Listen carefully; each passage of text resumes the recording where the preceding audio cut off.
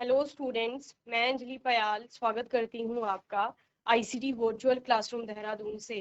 कैसे हैं आप सब लोग? उम्मीद करती हूँ आप सब लोग अच्छे होंगे और अपनी लाइफ में बहुत बेहतर कुछ कर रहे होंगे। आज हम बात कर रहे हैं क्लास 12th की केमिस्ट्री की। और जैसे कि आप लोग जानते हैं, सॉल्यूशन चैप्टर के बारे में हम लोग बात कर रहे थे और उसी में हम लोगों ने लास्ट सेशन में हेनरी के नियम पर बात की थी। तो हेनरी का नियम आप लोगों ने देखा था, हेनरीज लॉ।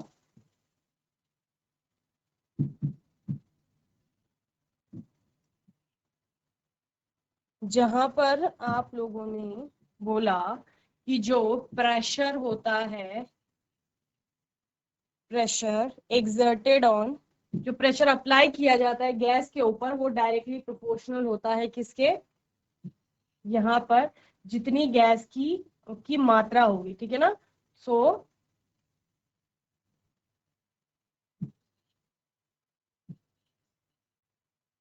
ठीक है, इस तरह से बाद में इससे आपका जो लॉ निकल कर आता है उससे के एच इंटू एक्स, ठीक है ना। जहां पर पी क्या है? पी है आपका प्रेशर, के एच आपका क्या होता है? हेनरी कांस्टेंट,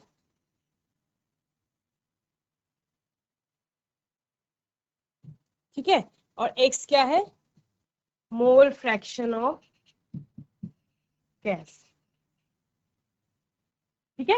इस तरह से चलो नोट करिए, फिर हम न्यूमेरिकल देखते हैं इसका।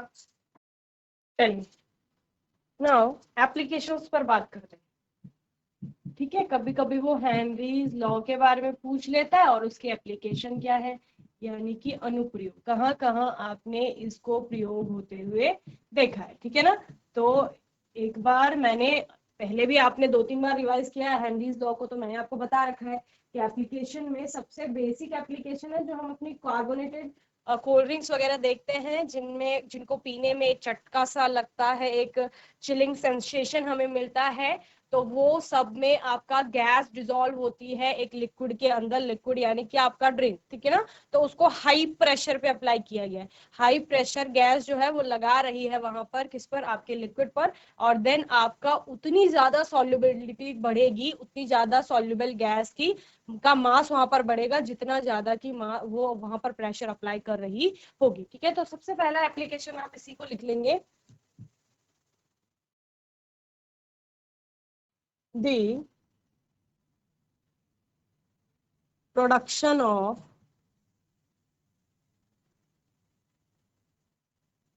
carbonated beverages is based on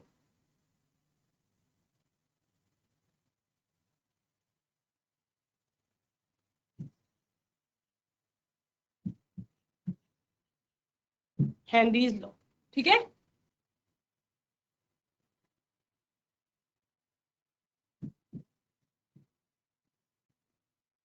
carbonate युक्त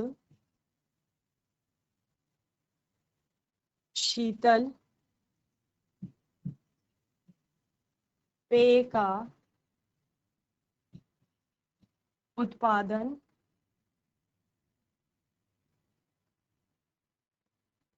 हेनरी के नियम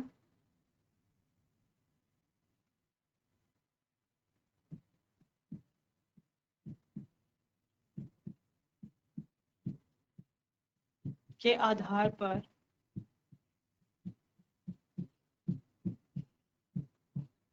किया जाता है, ठीक है।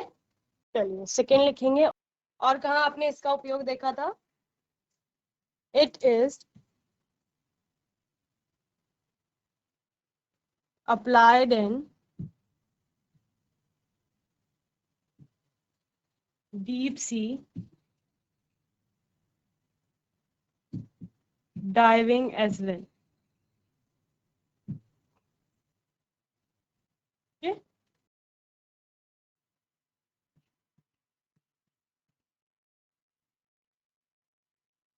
इसका उपयोग गहरे समुद्र में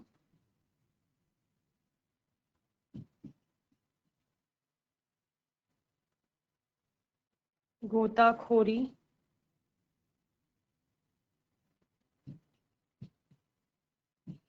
के लिए भी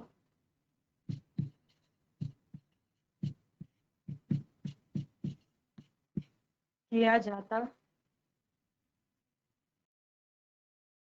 चलिए, और we can understand by Henry's law by Henry's law that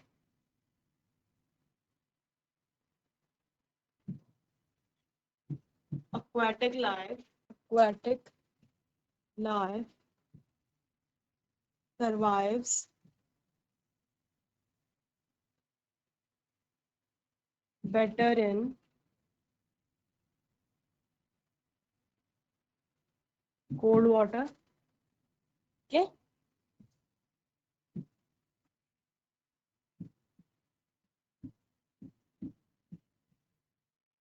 Henry के नियम द्वारा यह समझा जा सकता है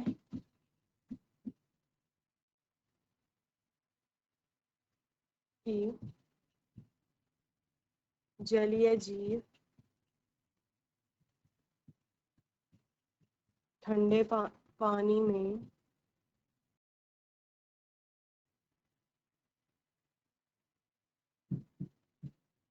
बेहतर जीवन यापन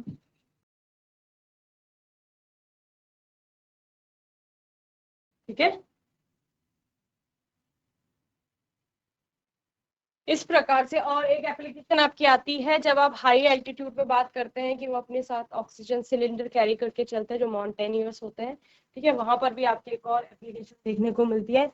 इसके अलावा अगर हम लोग लिमिटेशंस भी इसकी पूछी जाती है कि कमियां इसमें क्या क्या है, तो उन पर बात कर लेते हैं। लिमिटेशंस, ठीक है, सीमाएं,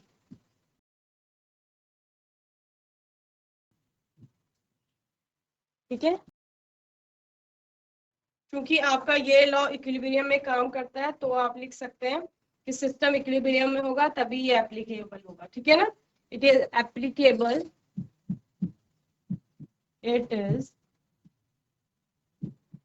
applicable when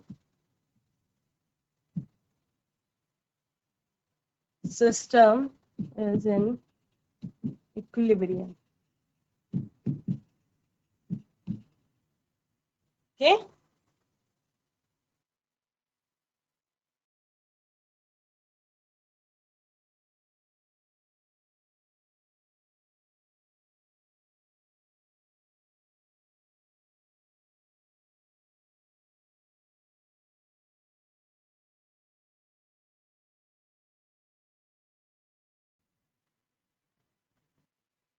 Then it is applicable for those gases which do not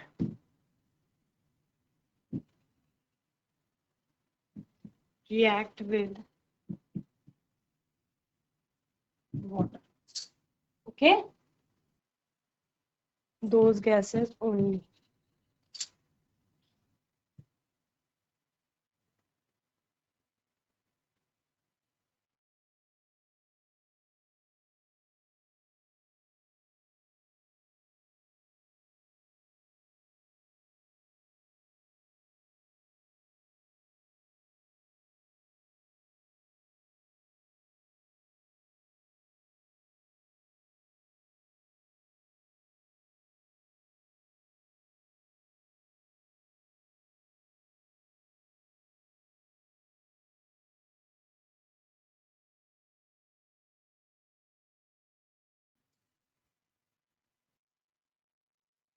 next,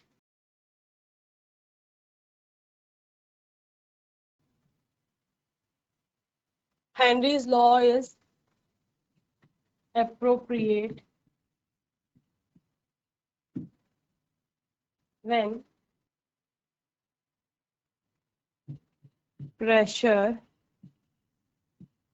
is not high,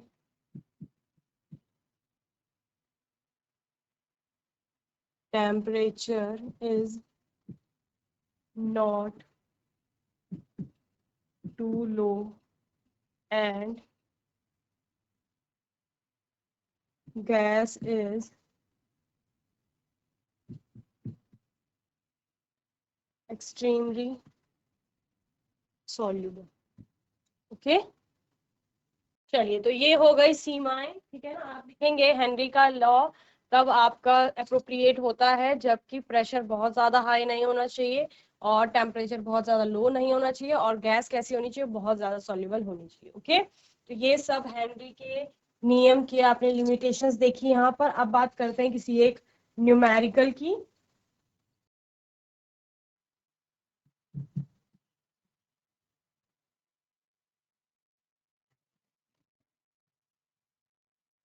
Henry's law constant for CO2 in water is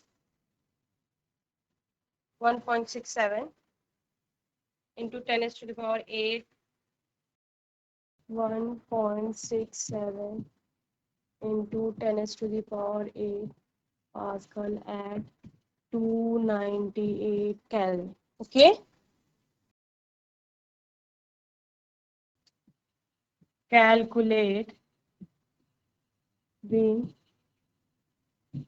number of moles of CO2 in 500 ml of soda water when packed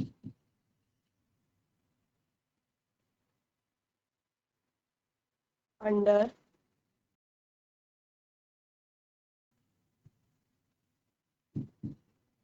2.53 into 10 to the power 5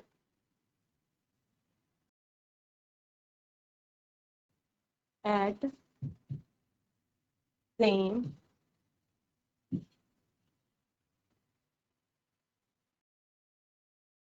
temperature. Okay, तो आपको क्या निकालना है, number of moles निकालने हैं CO2 के।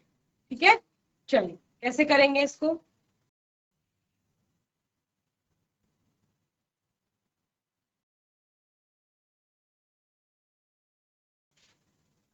क्या क्या दिया गया है आपको, हेनरीज लॉ कांस्टेंट दिया गया है और प्रेशर दिया गया है आपको, और वी नो दैट, हम जानते हैं अकॉर्डिंग टू हेनरीज लॉ जितना कार्बन डाइऑक्साइड पर प्रेशर अप्लाई किया जाएगा PCO2 is equal to KH into XCO2, ये होगा। ठीक है, यहाँ पर आपको निकालना क्या है, ये दो चीजें आपको दी गई हैं, ये आपको निकालना है। ठीक है ना, तो इसको आप एक साइड ले लेंगे, XCO2 इज इक्वल टू क्या हो जाएगा आपका, क्या हो जाएगा, PCO2 अपॉन KH। ओके,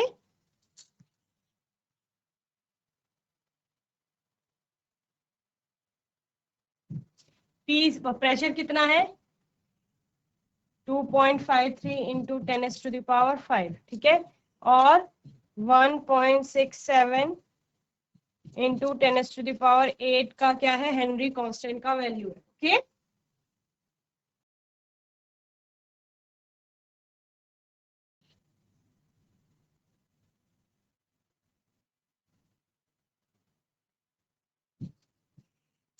ये आपका XCO2 का वैल्यू आ गया, यानी मोल फ्रैक्शन ऑफ कार्बन डाइऑक्साइड।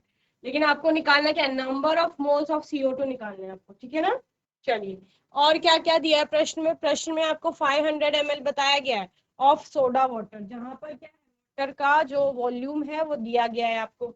अब वाटर का वॉल्यूम पता है तो आप क्या निकाल लेंगे, मास निकाल लेंगे, ठीक है ना।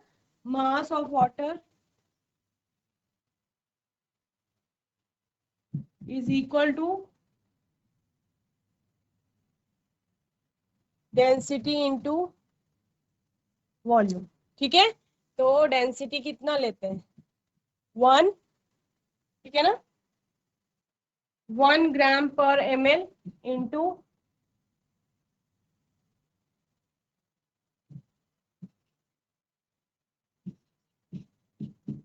वॉल्यूम कितना है 500 ml।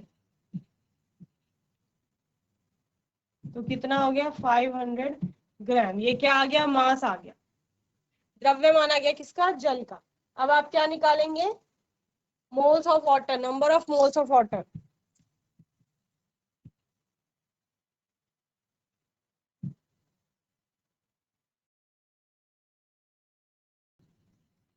So given mass upon molar mass, ठीक है। ये गिवन मास है और मोलर मास आपको पता ही है कौन सा, ये गिवन मास है 500 और H2O का 18 होता है आपका, 18 ग्राम पर मोल आप क्या लेते हो, उसका मोलर मास लेते हैं। अब इसको कैलकुलेट कर लेंगे, ये आपका क्या आ जाएगा, number of moles of water जो कि वहां पर प्रेजेंट है, ठीक है, 500 ml में, 500 ग्राम में जो आप बोल रहे हो।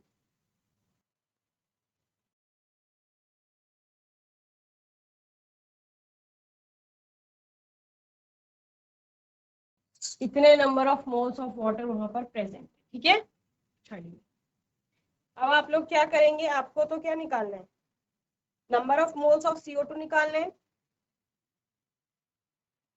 पर आपके पास क्या है, आपके पास है XCO2 का वैल्यू, ये है आपके पास mole fraction of carbon dioxide. तो इसी फॉर्मूले में वैल्यू पुट करेंगे, mole fraction of CO2 is equal to number of moles of CO2 upon number of moles of H2O plus number of moles of CO2, ठीक है। ये हो जाएगा, निकालना क्या है हमें, इसकी वैल्यू निकालनी है, NCO2 की वैल्यू निकालनी है, ठीक है ना। तो NCO2 की वैल्यू निकालने के लिए आप NCO2 को एक साइड लेंगे, यानी number of moles of carbon dioxide को एक साइड ले लेंगे और उसके इक्वल में क्या क्या आ जाएगा। हमको पता है कि NCO2 की वैल्यू बहुत कम है, यानी कि कार्बन डाइऑक्साइड जो है वो कम घुली हुई है, कम मात्रा में वहां पर उपस्थित है एज कंपेयर टू वाटर। तो इस वाले पोर्शन को आप हटा देते हैं, तो क्या आ जाएगा आपका, is also equal to NCO2 upon NH2, ठीक है।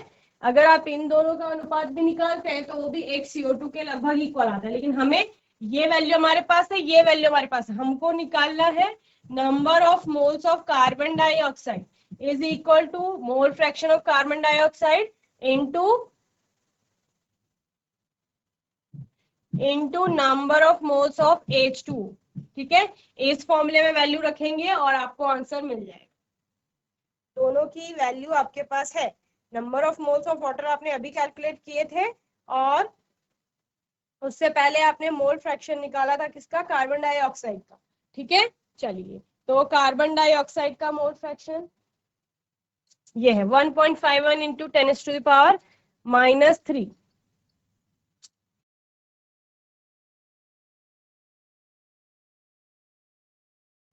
इसको मल्टीप्लाई करेंगे किससे, number of moles of H2O 27.78, okay.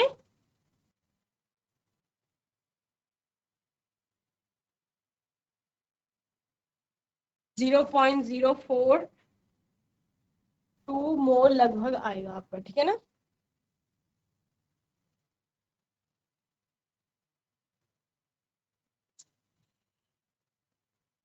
ये क्या है,